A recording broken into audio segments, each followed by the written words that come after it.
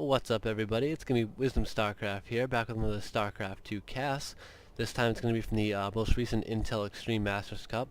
Just took place in Germany. This is gonna be Game 2 between SKT's Rain over here in the top side of the map on the red Protoss player, and down here on the bottom side of the map is going to be CM Storm's Polt. And I cast game number 1, but it was a few days ago, so I really don't remember what happened. I do remember it was a macro game, though, so we'll see if that happens this game. There's really no indication to tell right now, aside from maybe if, like, an SCV moved out across the map, you could, a really early scout, you could tell he's, like, placing a bunker or something, or, trying to, like, cheese him, put some barracks over here, something, along the lines of that. So in the meantime, though, I do have a little bit of information on these players. I didn't really give anything in the first game, I think, other than, like, the teams. I do remember, like, I don't know if I mentioned, like, about Polt's, like, most recent tournament wins. He won, he placed first place in the 2013 WCS America, and the Season 3 and Season 2. So, some pretty big accomplishments. The list goes on, but I don't, like, really know any off the top of my head. One really cool thing too about Polt I just want to mention, he's sponsored by iBuyPower, and guess what? My computer's actually by iBuyPower too, so yeah, a lot of love for Polt here. iBuyPower, man, they make some good computers, Just go on the website, customize it and whatnot, and yeah, they'll give you a good product. At least I've enjoyed my computer. I mean, I can't speak for every computer they make, but oh yeah, so I'll give some information about Rain here. I mean, it's only fair considering I gave some to Polt, right?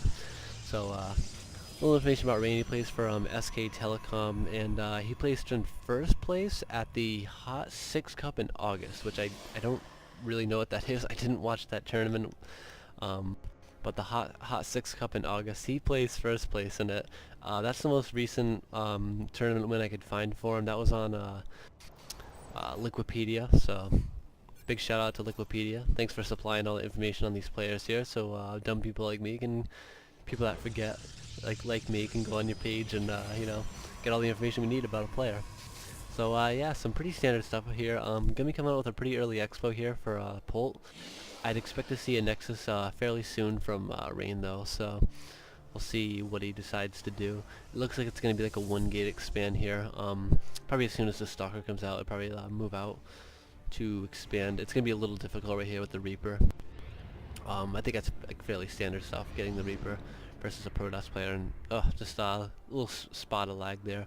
I don't think it's gonna keep up though. It might happen maybe once more during the match. Hopefully it doesn't, but if it does, just grit your teeth and bear with me, guys. So yeah, this early expansion is gonna be putting up the bunker there just to help defend a little bit more. I mean, that's kind of old news. I don't, but might as well point it out anyways. Of course, without the bunker, it's a Protoss can potentially beat you with just a few Stalkers, so really gotta watch out for that. The Stalker's gonna be outranging those Marines just by barely, but if you have good micro, you can take out Marines. So, gonna be getting a Twilight Council here. Pretty good choice of tech, I think. Want to get like that blink out as soon as possible. It allowed him to like chase down medevacs and just help like pursue the army a little bit more. Harass, maybe blink into the main with the militia core. And speaking of the militia core, it's actually going to be coming in here now and just floating around, getting a little bit harassed and not getting any kills though, and taking a lot of damage from these Marines. Gonna have to back out right away. And what's this probe up to? Being kind of sneaky here. Gonna be dropping a forward pylon here. I don't know if that's really for... I don't foresee any aggression anytime soon, although these 2 barracks are finishing up, so maybe we'll see a little bit of 3-gate aggression. To maybe just pressure this natural a little bit. Try to scare Polt, maybe into like... I mean, not really overproducing units. I mean, if it was a Zerg player, yeah, overproducing units because...